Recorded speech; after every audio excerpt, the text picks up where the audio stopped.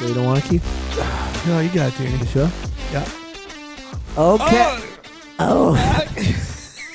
Welcome back to Everybody Needs a Nudge. No, that's terrible. Okay, everybody. Welcome back to Everybody Needs a Nudge with Keith. Today we're joined with Nick Todman. We're joined with him? We are joined with him. I don't think that's right. We are joined By him. with Nick Todman today. No, if you were joined with him, you'd be like joined with him. We are joined with him. No, we're joined. Keith and I are joined. What's the proper saying? Bye. Yeah, thank you. You buy? Well, no, I didn't hear the first part of that. Yeah. You're joined by somebody. by. Somebody joins you. You're joined by somebody. You're not joined with them unless you're joined with them. Nick is joined with us No. in the podcast room. No. He's with us. He is with us. He's right here. But he's not joined with us. I don't think that's right. I've joined forces with you. Yeah, but the forces of the... I'm just, I don't know. Anyways. Today we are joined by Dan Najarian. Yeah. Right? I mean, that's... Right. Anyway, did you say what episode it was? Yes, episode 5 or 6, season 4. Okay. And today we're going to come to you with a special episode. Okay. Keepy taking it away. Instead of our traditional route of having a normal guest or a guest from outside the confines of our beautiful office space, we brought in someone from inside the office space. Nick Todman, everybody. Yeah, but Nick's already been on. He has been on. Yeah. So welcome back. This is the first repeat guest. But we're not talking about Nick today. No, because That was so boring. I don't know that we got any views. Was that even a good episode? Does any of our listeners remember that at all? I do. Oh, you do? I Oh, do. there she is, right there for you. It's all right. If that makes you feel Scientific better. calculator. Stop it with this. That makes you feel better. Nothing makes me feel better. Can I Okay? play devil's advocate? If you'd like to. No, I know last week, or this week, Nudge said that. I don't like when people say, "Can I play devil's advocate?" Just a good debate. That's all. Yeah, so just debate it. Okay. So I want to talk a little bit about the internet. Okay? So, first of all, I want everybody to know that all my material comes from the internet. Okay? I'm not. Is someone questioning it? Well, I just people are like, oh, well, where do you get these jokes? I just want to come clean right now. Okay. Okay? Yep. You know, with all the stuff that went on with the woman at Harvard with the plagiarism, Oh, you know, I don't need that on my record. It's the second woman now. Democrats. Why? It's the second woman Where? at Harvard. With plagiarism? Yeah, like below her, she's something. Yeah, same thing. It runs deep over there. Wow. Yep. So I don't want to be accused of plagiarism. So I steal all my stuff, which I think is all you really have to do in the academia world is footnote things, and you're fine, right? 100%. I don't think anybody thought you were making those stories I just want to make sure that everybody understands that I'm not. plagiarizing. Yeah. Those aren't original? This is the disclosure. This is the but I just felt like. But then I want to talk about. So, as you guys know, I got hit in the shin 3 weeks ago.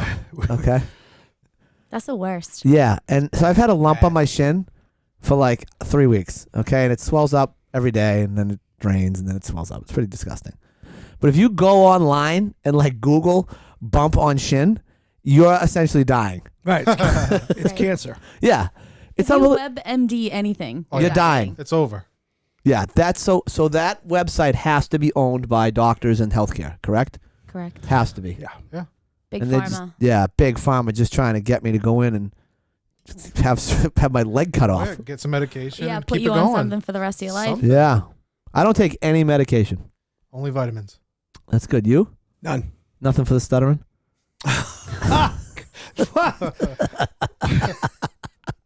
That was not plagiarized. Wow. That was an original. Wow. Stutter. We're going there. All right. Damn. All right. Are you going to bring up the 2 episodes we had this week with it? No, we're not going to go that deep into your problem. What about you? Are you on any medication? Vitamins. That's it. That's it. That's good. Oh yeah. I feel like once you get on medications, it's a never ending. Can't stop. Yeah. Yeah. Or you Yeah, get no- on medication for another medication. Yeah, because the medication you take makes your blood pressure go down, so now you got to take the other medication to make it go back up. Side effects are worse. Oh, Yeah. Yeah, I've been there. I was on blood pressure meds before. Yeah? But then I obviously toned right up. I mean, look, ooh, baby. Who is this guy? Yeah, but I was, but not anymore. Yeah, currently no meds. So back up. You were on blood pressure? Yeah, I was on. I had a litany of blood pressure. They tried the cholesterol. I said no because my mom would say you don't want to take the cholesterol pills. So, without any reasoning or Right. or Just an Irish. Don't take those. Don't take those. Yeah. All right, Mom, I won't take those. Drink this whiskey and this Guinness, Right. but don't take that You'll thing be over there. fine. And those cigarettes things, those are good for you. Yeah. 2 of those a day, you'll be fine. So yeah, the heart meds. Mainly, yeah, that was it. And you're off all that. Oh yeah, off everything. Yeah, yeah. I do have sleep apnea. Yeah. Crushing that mask at night. Crushing them. It's very sexy. I don't think I need it anymore. Yeah. But now I'm at a place where I need it to sleep. It's more of a comfort thing. Yeah. You should just have someone hold a pillow over your Well, face. I tried having my wife hold a fan over my head, and like every 2 minutes, like just make a weird noise, like. That didn't work. But so you're off all the meds. Yeah, off all meds. So there you go. There's a success story of a weight loss success story that got off all the meds. Yeah, Good job, buddy. it's hard. It's hard to maintain. Maintaining the weight loss is hard. Yeah. Easy to put it on, hard to take it off. Yeah, it's just the ups Even and harder to downs. maintain. Yeah. I find myself to be an emotional eater. Ice cream. Stress, Comfort. comfort eating. Ice cream's a big one for me. Candy, anything sweet. Well, that's There's also an addictive Oh, factor to that. Heroin's been a To the real sugar. problem. The sugar piece. No, the sugar. Ice cream. They say that ice cream, sugar, sweets at night, it's almost the same effect as alcohol. having a drink. Yeah. That's Yeah. why I eat The Oreos all dopamine. night long. Right before I go to bed, I eat Right. like a whole sleeve of Oreos. Oreos. You can't have just Crush. I know. I eat the whole tray. I eat. They come in like the Yeah, Ford. yeah. Boom. They're all natural. The Nature's Valley. Nature's. Also the Foreos. But they're better. They actually taste better than the regular Oreos, and that's. I was a big Oreo guy. Fought it hard at the house, Yeah. and We should do a taste test in the office. they're tremendous. I have to give it to Molly, and she found the fudge stripe ones they have are garbage. Don't get those. Okay. Plant-based fudge stripes, garbage, Ugh. garbaggio. Okay, but the Oreos are delicious. So I just wanted to clear that up because everything I get from the internet. Have you guys watched Ted Lasso? Oh yeah, love yeah, it. yeah. Great show. Everybody loves Yeah. Ted Lasso. He's got a ton of great stuff, but his whole thing about being a goldfish, Oh yeah. having a short-term memory, all that stuff, right? But there's another animal that I really has a trait that I really like, and it's a bison. You know what the bison's trait is? They're running into storms. They go into the storm because instinctually they know if they go into the storm, they'll be through it sooner than if they try to run from it. Yeah. Smart. Awesome. Yeah, I like that. So I'd be like a bison and a goldfish. That might be. Same time. I like that. Yeah. It's a cool. Yeah. And I have historically run from storms. Well, I would have had you pinned as a bison. I know. I became a bison later Right. in life. That's what it was. Yeah. Early on, I wasn't a bison. Oh no. Now. Yeah. Now, big time bison. You're more grounded, more sturdy. Yeah. I think I just want it over with. Right? What's Yeah. that saying? If you're going through hell, just keep going. Yeah, it's a song too. Yeah. That's a song? It's got to be a country song, It is right? a country Yeah. song. Wow. If you're going through hell, you keep on going. That's the melody, so you know the song. Is that the melody? Crushed that. Remember that? Oh, I'm not going to talk about that guy that was here. I'm going to tell a story about a Mexican fisherman. Okay, Okay. it's not a joke. All right. It's a story. Okay, so the rich guy goes down on vacation, and he charters a boat with a Mexican fisherman, and he's talking to the fisherman. They're out fishing, and he says to the Mexican fisherman, "What do you do? Like, what's your day?" He says, "Well, I go out fishing in the morning. I catch enough fish for my family. We go home, we cook the fish, and we hang out together as a family." And the rich guy says, "Oh, that's stupid. What are you doing?" He says, you should hire some other boats. Then you can catch more fish. Then you can sell those fish at the market and make some money." And the guy's like, "Well, I don't know. I want to do that." He says, "But no, what you should do is then once you corner that market, you should buy a fish processing plant, and then you can make a ton of money. And in like 20 or 30 years, you can retire. You can fish in the morning, go home, cook the fish, and spend time with your family." And the Mexican fisherman's like, "Well, kind of doing that now, aren't I?" Which means like you're like, what's the rat race all about? I think that Mexican fisherman had it figured out. Americans don't have it figured out. No. Mexican fishermen have it figured out. Right? We work, and then you're too old to enjoy it. And all your kids are grown. Yeah. It's true. So as a young father with a very understanding boss, make sure you spend time with your children, Nick. You know what? All I'll right. leave it a little early today. You should. You should. Yeah, like 6:30 is fine. Yeah. I was thinking like 7, but I like that. But I like that story about the Mexican fisherman. No, it's true. Yeah. It's literally true. You like that story? I love it. Yeah. There was a so this hillbilly. This is hillbilly, and he was kept calling his wife 12. So his buddies are like, "Why you keep calling your wife 12? Because she doesn't cook, she doesn't clean, she doesn't do anything. Doesn't. I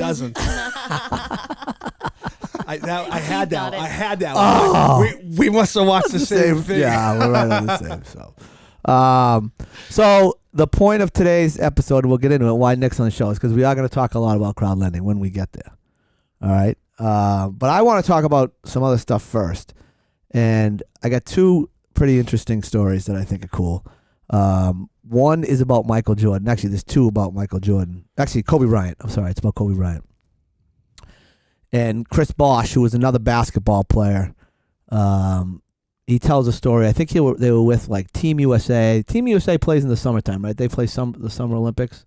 Yeah. Yeah. So they were with Team USA, and they're training after Kobe Bryant and the Lakers had lost in the NBA Finals, and they went out and they started training for the Olympics. And so they were all staying in a hotel, and Chris Bosh, he's like gonna make it his mission to beat Michael Jordan. He's heard all about Michael Jordan, how hard Michael Jordan works. And he's like, my mission every morning was to beat Michael Jordan to breakfast. I just wanted to be at breakfast before Michael Jordan. So I woke up at 6:30, Michael was already there. I woke up at 6, Michael was already there. I woke up at 5:30, Michael was already there. And he's like, every time I came down the stairs, this guy was already there, and he already had ice packs on his knees. So Chris Bosh is like, this guy's not only beating me to breakfast, but he's getting a workout in and beating me to breakfast. And it made Chris Bosh is like, I've been off. He's like, my team was out of the playoffs early. He's like, I've been off for 2 months. This guy just lost in the NBA Finals, and a week later he's up at 4 o'clock in the morning working out with ice packs on his knees at breakfast. Nobody can beat him to breakfast. And Chris Bosh was like, that just showed me that the legend of Kobe Bryant wasn't all the things that he won, but how he bounced back from his losses. Like, here's a guy that he could have just cruised into that USA camp and been like, I'm Kobe Bryant. Like, what's up? Yeah. Right, give me the ball. But he was up every morning. Chris Bosh couldn't beat him to breakfast. Couldn't beat him. No. His work ethic was crazy. Off the charts. Wasn't a huge fan of his. No? No. Why? I don't know. Just something about him. Wow. I think that ends the podcast. I didn't know where to go from there. I was There's some questionable stories about Yeah, it. no, I don't. I mean, that aside, as an athlete, I wasn't really. Really? I wasn't a huge fan. Maybe because he was Lakers and we were Celtics? Yeah, maybe I have something to do with it. Yeah. I mean, but I just, So here's what I'll say. I don't know that I was a Kobe fan. Like, I wasn't like, oh, I'm going to go watch Kobe play, or I didn't really care about the Celtics. But, like, you hear that type of stuff. Yeah. So there's another story out there about him, and there was a reporter that was doing not a reporter, but there was like a coach or something that was doing an expose on him or doing a piece on him. Must have been a reporter. They were working together. Anyway, he went and watched him train. And for the first 45 minutes, Kobe Bryant did the basics. Whatever the basics are in basketball, whatever the footwork basics are, Kobe Bryant did it for 45 minutes, and the guy's like, well, he did it faster and better and, more precise and more intense than everybody else, but he was doing the basics. This guy was like, he was doing stuff that I was teaching 2nd and 3rd grade basketball players. And so after the workout, this guy goes up to Kobe later on and says, geez, Kobe, you're the best player in the world. What are you out there spending time on the basics for? And Kobe looked at him and said, why do you think I'm the best player in the world? And he said, and Kobe went on to say, the basics, I never get bored with the basics. Okay. Right? So if you think about that, and we see it a lot in hockey now because you go online, you Instagram and LinkedIn, not LinkedIn because they don't really have any of that. Instagram, Twitter, TikTok, right? And it's all these, the guys pulling the puck up in the air and throwing in the net like a lacrosse play or like going through their legs or doing some crazy spin move. And then you go to practice and that's all the kids want to do. Right? Nobody wants to work on the basics, like a basic pass or a basic play behind a net, like the basics. Yeah. And then they get in the game and they can't execute the basics. So just don't get bored with the basics. Bring it back to the basics. Basics. Keep it simple, stupid. Yeah, KISS like theory. That. Oh, yeah. I like that, the KISS theory. You guys know who Franz Kafka is? No. No? Kind of had you pegged for knowing who he is. Maybe. You're kind of worldly, or you at least hold yourself out as worldly with the F1 stuff and, Franz Kafka. What's he? Give me a little background. He's a writer. No. I would have Keith? gone musician. Keith? Yeah, sure. Franz? Okay. Yeah, he wrote that piece. Yeah. Okay. So Franz. So listen to me. You don't know who Franz Kafka is. Fucking liar. I wonder if I should save this one, but anyway, I'll tell it.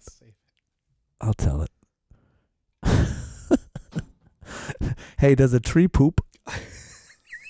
Does a tree poop? Yes. Yep. Yeah. How do you know? It leaves. That's where number 2 pencils come from.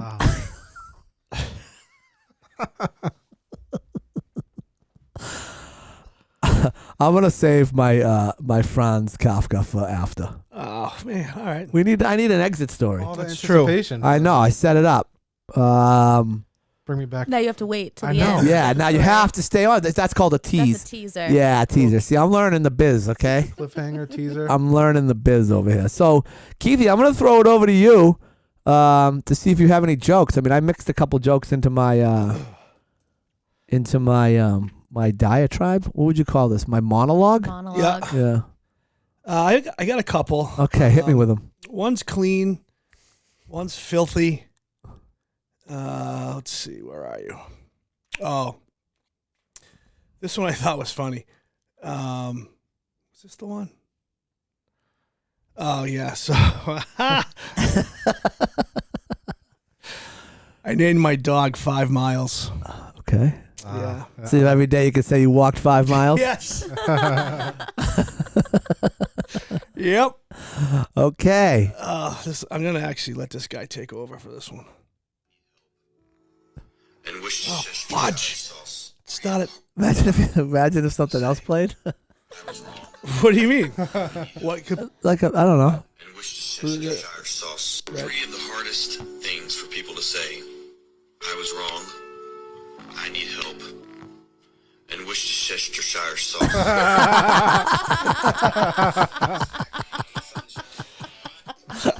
That was a good one. I've actually been going down this Instagram wormhole Yeah.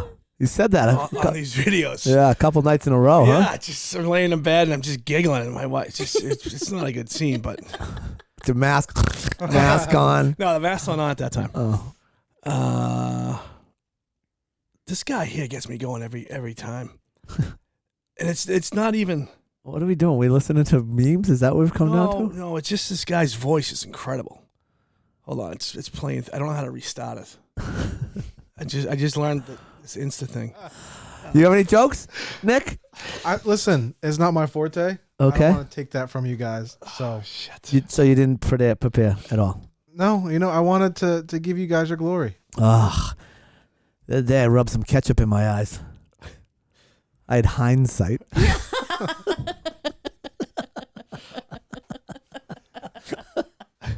See, how could I match this? You can't. It's all about the delivery, too. My friend told me he was a compulsive liar. I didn't believe him. You don't like that one? No? I give you a giggle. That was logical. Yeah. Very logical. When Chuck Norris was born, he named his parents. I like that one. Chuck Norris can hear sign language.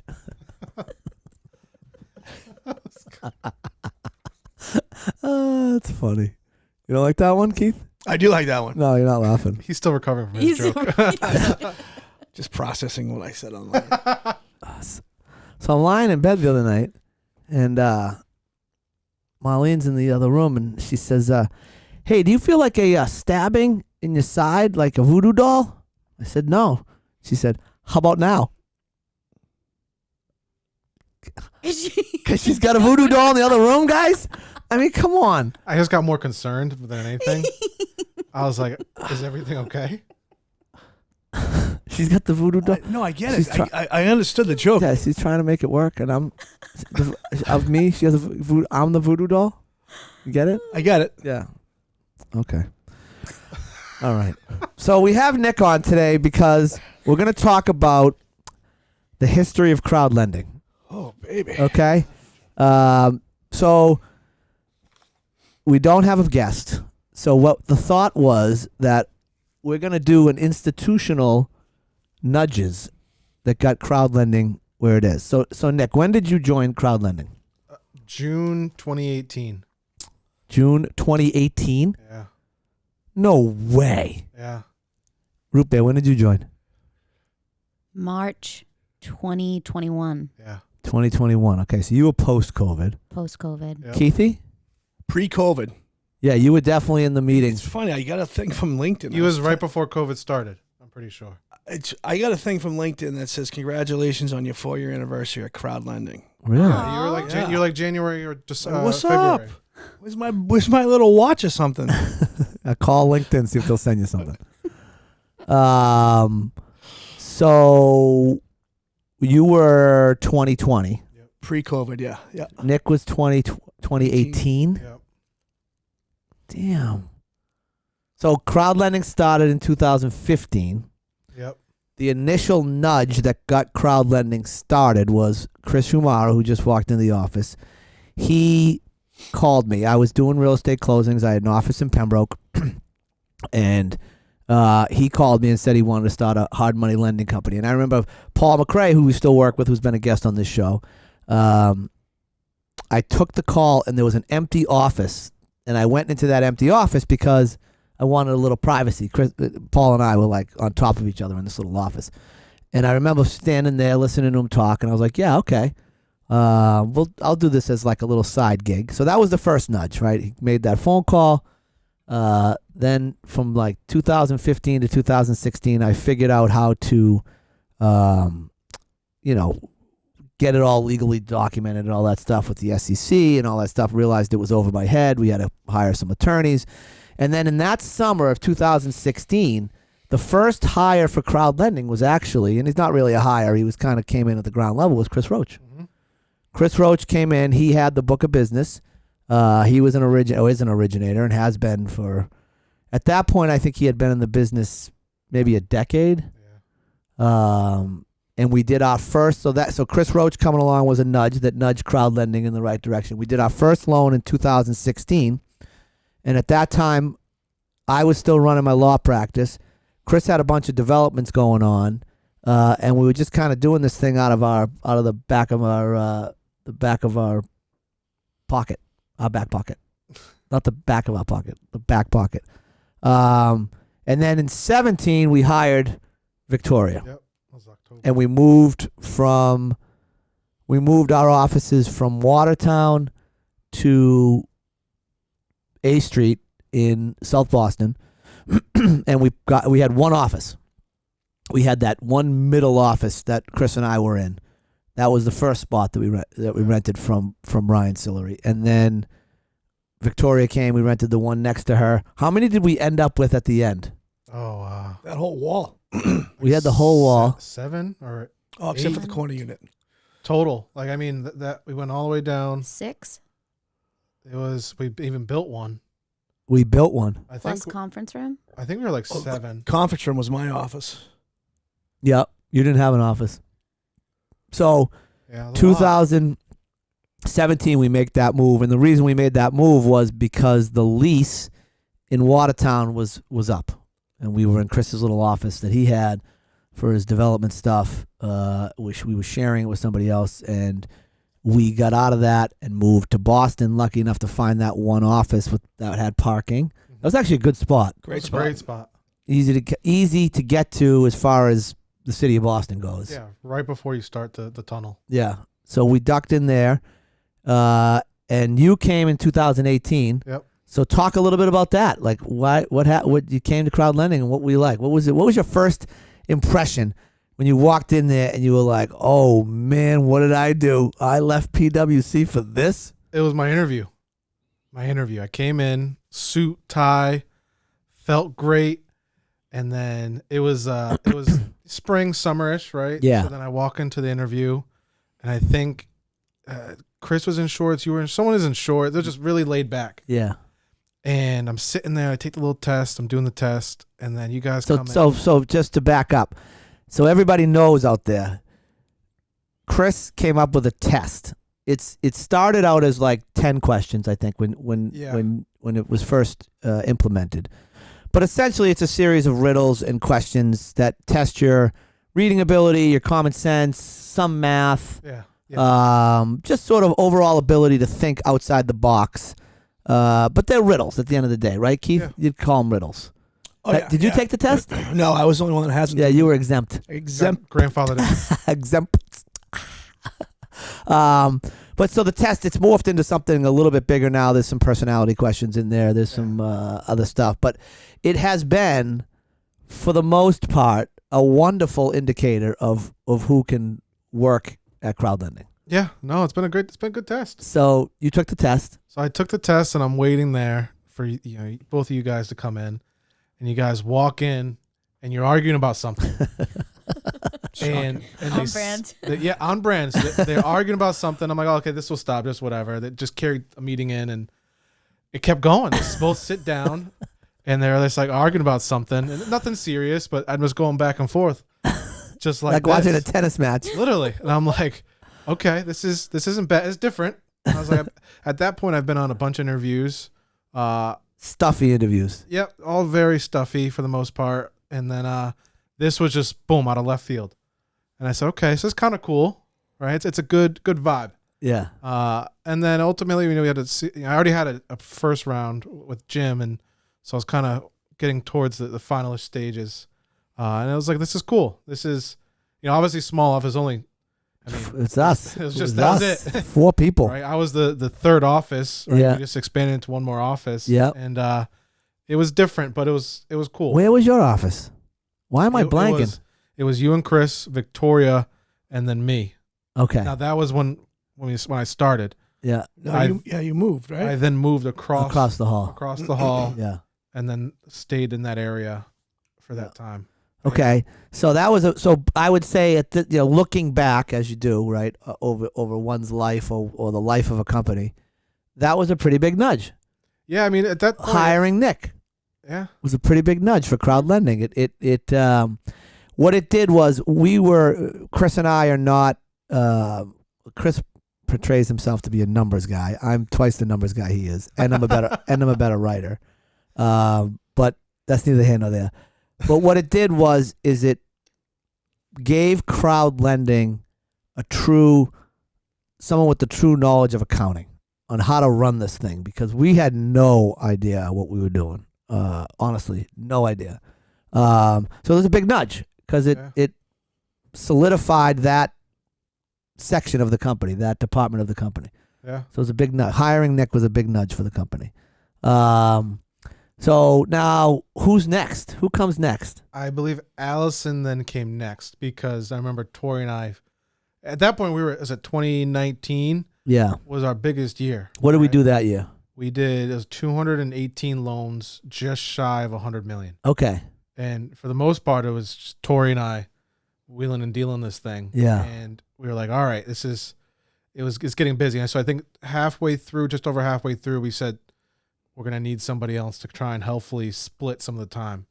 So we ended up getting Alison, and Alison was more of like an 80-20 split, 80% Victoria time and some of the little things that I needed help with. And that was what did we do in 18 if we did? I think the number was like 98 million and 98 million 19. in 19. And then 18, I think, was 40s, 30s or 40s. Okay, so huge jump. Big jump. Yeah. Big jump. And the number of loans was even big. I mean, Yeah, huge. Yeah. So it was a lot more. By comparison, what did we do 2023? 2023, we did 158 million, I think. No big deal. No big deal. Smaller loans got bigger. Loan dollars got bigger. Loan dollars got bigger. Yeah, Got average size of our loans got bigger. Average size of loans, yeah. But we, I mean, over 50% increase from 19. So let's go back a little bit because COVID hits. Yeah. And I'll never forget COVID hit. So I remember I was in the parking lot. It was like March, I don't know. It was about like March 10th or March 11th, right around there. Mm-hmm. The Duxbury High School team had just been knocked out of the state tournament in the quarterfinals against Canton, which I think was a Saturday night at the Bog. And we then...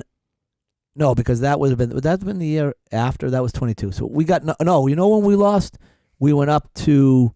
Wasn't St. Mary's, was it? No, we went up somewhere and Grace High didn't feel well. Woburn. We went up to Woburn, and we got there late, and the bus had no heat. It was a nightmare. Yep. Bus had no heat. Boston. Who was it? Wasn't Boston Latin? Was it? I think it was Boston I Latin. think it was. Yeah. So that was a Saturday.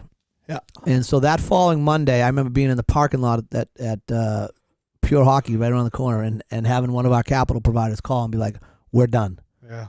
And panic set in. And that's when COVID hit and they shut down everything for that whole whatever. We were shut down for 6 months, Yeah. 7 months. We didn't do anything until October. Yeah. We didn't do another loan from March till October. Correct. Yeah. And we survived. Yeah. We're here. And we were able to keep the majority of our investors happy, I feel like, Yeah. during that time. And Keithy, you came on right before COVID. Yeah. Yeah, I think it was. I think I was doing some freelance stuff with you prior. Yeah. Just some little things here and there, and then I think full time was right before COVID. Yeah. And so describe that. So what were you doing for us freelancing? You would have me just any free time I had to go take some pictures of different job sites. Yeah. And then send them over to Victoria, and then that was basically it. Just taking pictures. And then we formalized that Position, yeah. in right before COVID. Yeah. And then we stopped doing loans. And then, we still had to maintain them though. Right. We still had to manage what we had. Yeah. And there was all kinds of, we were like working out loans left and right with people, Yeah. making deals, Yeah. wheeling and dealing. And then we come out of COVID in what? So that 21? Yeah. Yeah. Yeah. So COVID was a nudge because if we figured out how to, the one thing we didn't have going into COVID and why COVID helped us, in my opinion, was it taught us how to deal with borrowers that aren't paying, loans that are going south, taking over properties, all the things, because we were cranking, right? And we Yeah. didn't really have any issues in 17, certainly not 17, we didn't have enough loan volume, but 17, 18, and 19, it was all sunshine and roses. Yeah. And even the first half or first quarter of 20, what would have been 20, Yeah. 20. was great. Yeah. We were flying. But then all of a sudden, Boom. nobody had any money, right? Towns wouldn't let you get permits. Towns wouldn't come do inspections. Remember, people, Everything was shut down. Everything was shut no down. Town halls. no town halls, nothing. And so people were like, well, I can't pay you because if I pay you now, I know this project's going to go over a year and we're going to be screwed. Mhm. So we were deferring payments. We were doing all kinds of things to do all these workouts that we now use all of those skills that we learned during that time to work with deals that Yeah. may not be great. So to me, COVID was a nudge. Yeah, it sucked and never should have happened. Democrats. But we did learn from it. Yeah, for sure. Absolutely. And so now you come along, Root Beer, when? March 2021. March 2021. So right coming out of COVID. Right after. Yeah, it was like still somewhat in it Still a a little thing, bit. yeah. Yeah. Okay. And we decided we needed a marketing Yeah. guru Yeah. You had to clean it up. to Had to clean up the clean mess. it. We had to get back out there. Yeah. Yeah. And we did. We did. Yeah. So that 21, so that's another big nudge because we didn't have a marketing department, Yeah. right? So now, as you can see, like all these people that joined crowd lending almost creating departments, right? We created a marketing department. When Victoria was here, she created the administrative department, which has now been taken over and run wonderfully by Madison. Accounting department, which now has 3 people in it. Too many people, but has 3 people in it. Oh, okay. I'll remember that. So you can see like all these. Forgot my department. What department are you in? Construction. Holding it down.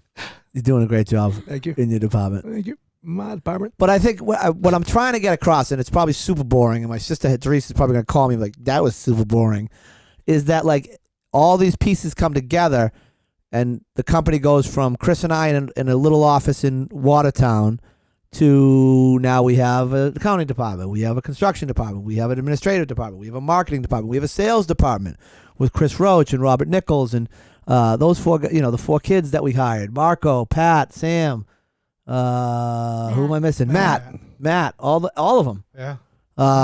And sort of the iterations and different iterations of crowd lending. And so in April of 22, we move here to Quincy. April 22, yep. That was like the biggest and best nudge ever. Amazing. Not having to go to the city. Oh, It was fantastic. Unbelievable. so What a nice. coup that was. Oh, But that came down to dollars and cents. I made the, yeah. That was a battle. I remember that. I got to tell you, Yeah. the spot that I really, really wanted to be in was that one on the water. Black Falcon. Yeah. That was That nice. was nice. I wanted to be in Black Falcon, Yeah. the old. In the back pier. The Yeah. problem there was we were on the first floor though. We didn't have the view. No, remember there was the one that we almost signed a lease on. Yeah. That was on the second floor. Oh, it was? The one they wanted us to take was on the first That's floor right. That's right. on the shit side. Backside. Yeah. Yeah. The one that I wanted. Actually, the other The side. parking lot. The one that I wanted was on the water side on the second floor, and we were about to sign a lease. Thank God we didn't. But the lease came through, and the part of the lease was that they could take back any of the space at any time. Yeah.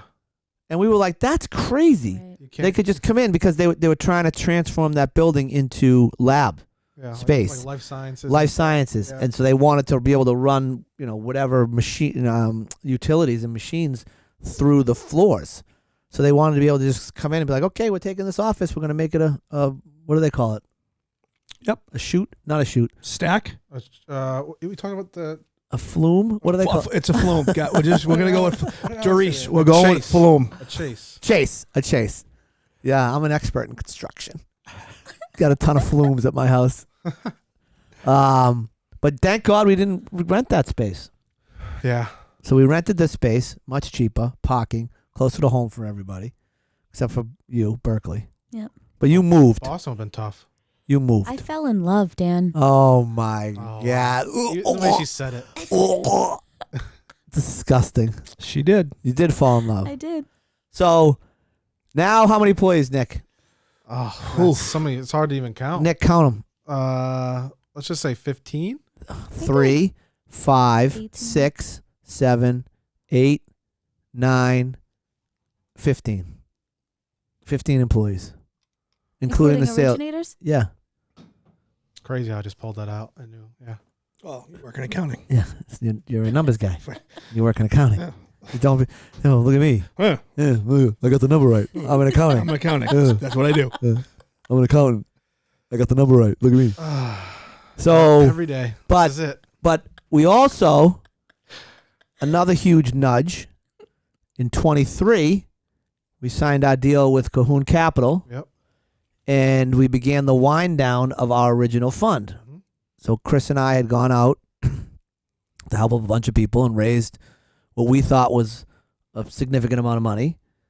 We did the best that we could with that amount of money to partner up with other capital providers and grow the business as far as we could grow it, which was in 22. What did we do?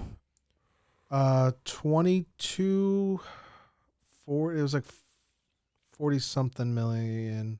In 22? I thought, was it 22?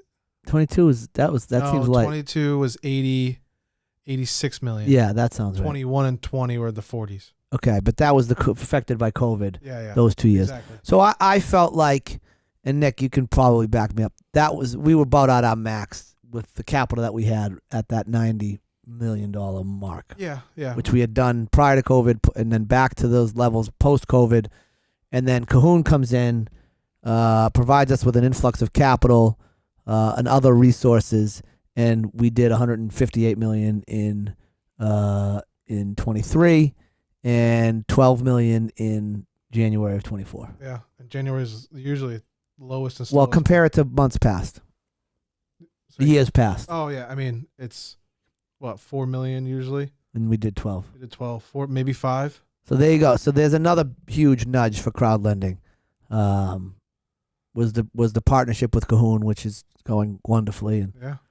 they like to come here and have lunch. We're gonna have to argue over who's paying for lunch because they sent out an email today. Do you see all the people on it? A Ton of lot. people. There's a ton of people. I don't know half of them. I'm not paying for that lunch. Okay, I'm just telling you right now, Ron. I'm looking right at you right now. I am not paying for that lunch. You're paying, Ron. You All heard right, you heard it here first. I don't think Ron listens to the podcast, but if he does, he's probably gonna be mad at me. Sorry, Ron. We'll clip it We and love send it you. to him. So Keithy, tell me a little bit about Oh. you joining the crowd lending family and how it's been. It's been amazing. Yeah, Yeah, it's been great. It's been fun. It's an industry I knew nothing about. yeah.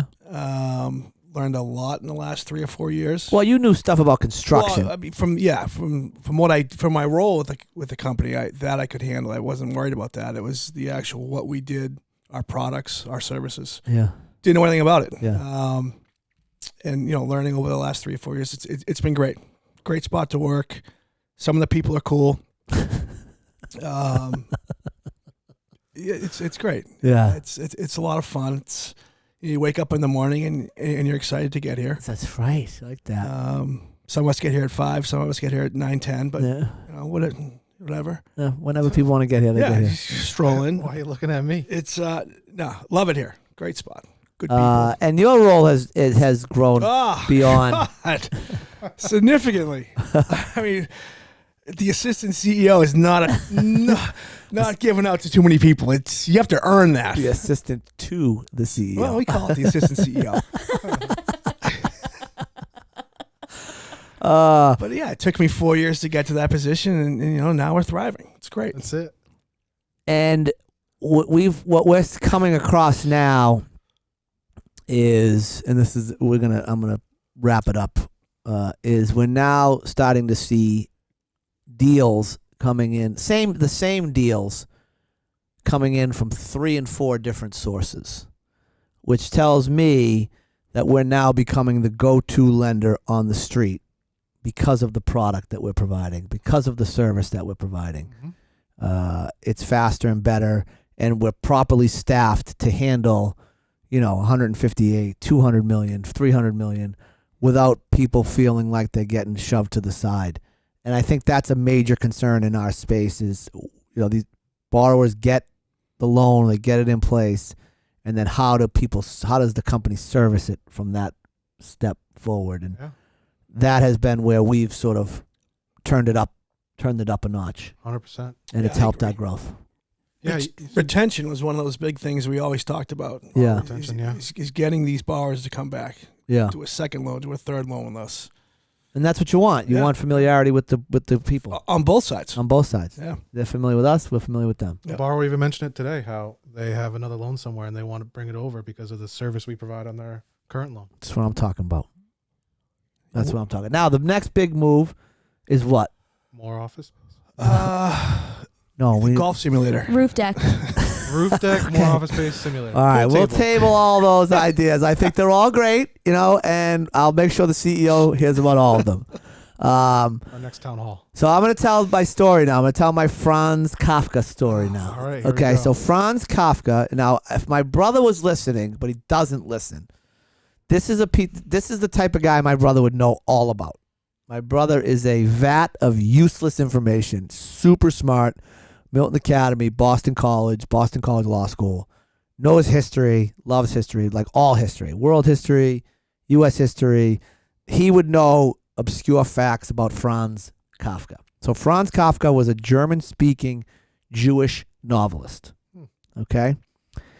He was a trained lawyer and got a job in insurance and worked in insurance his whole life because he never truly believed in his writing. And as a matter of fact, he ended up burning 90% of his writings that he did. He would burn them because he had no self-confidence in the product that he was producing. Eventually, he goes on and dies at a young age. At 40 years old, he dies of tuberculosis. And in his will, he tells, and this is only part of the story, but he tells his buddy or whoever is the administrator of his will, destroy all my works. He had written a couple novels. They weren't very well known. He didn't really push them, but they were in fact novels. They were not published novels. And his friend, the guy, he's dead. Franz is dead at this point. His friend's like, nah, I'm not. I'm going to publish these. He ends up publishing 3 of this guy, Franz Kafka's work, and they become famous, and they become very influential in German literature. And this guy had no confidence. He burned 90% of his work. That's part of the story. The other part of the story is he had no children, never married, no children, and he used to go for walks in the park. So one day he goes for a walk in the park. I don't know when he died, but it's old, way back in the day. And he sees a little girl crying. So he goes over to the little girl, and the little girl tells him, "Hey, my doll. I lost my doll. I'm missing my doll." So they look and they look and they look, and they can't find the doll. And Franz says, "Meet me here tomorrow. I'll help you look for the doll again." So they meet back the next day. They look. Can't find the doll. He says, "Meet me back here tomorrow. We'll look one more time." He comes back the next day, and he has a letter that he wrote from the doll to the little girl. And the letter to the little girl is essentially, I'm traveling. I'm going to go see the world. I'll write you letters periodically and tell you about my adventures. So for the next, I don't know how many years, Franz Kafka would write these letters and meet this little girl and read the letters to her in the park and regale her with, stories of the doll being wherever the doll went. Germany, Austria, Switzerland, in the Alps, skiing, meeting princes, whatever the doll was doing, right? And then eventually, Franz shows up with a new doll. And he brings the doll to the little girl, and the little girl says, "That doesn't look like my doll." And of course, the doll's got a note, "My travels have changed me. This is how I look now." And immediately the girl falls in love with the doll, thinking it's her old doll, that got changed from years of traveling the world. Eventually, Franz dies of tuberculosis at 40 years old. And later on in life, the girl has the doll. She's now a little bit older. And inside the doll is a note from Franz. And essentially, and the note says, and I'm paraphrasing a little bit, but everything you love will eventually be lost, but love will come back to you in another way. Maybe he's loving it. I'm going to cry. That's amazing. The sweetest story. Not the sweetest story? That's a cool story. That's a cool story. Yeah. Yeah. So the message is, you may lose one love, but you'll find another. I like this Franz guy. Don't I know that? This guy. Oh my God. Well, I appreciate Nick. I appreciate you taking the time out of the accounting department. Root Beer taking the time out of the marketing department. Keith taking part out of the construction / assistant CEO department, and giving everybody a little history on crowd lending. Now we can move on from crowd lending and move it forward over the next 12 months, and maybe this time next year we'll do a recap of 2024 and let everybody know where crowd lending is. But crowd lending, like any company, like any person, needs nudges. It had a bunch of nudges. A bunch of those nudges are in this room, starting with me. I was the first nudge. Okay. So if anybody needs me or needs a nudge, you know how to find me. Give me a call, because everybody needs a nudge. Keithy, thank you. Welcome, Danny. Nick, thank you. You're welcome. Root Beer as always. My pleasure. Goodbye, everybody.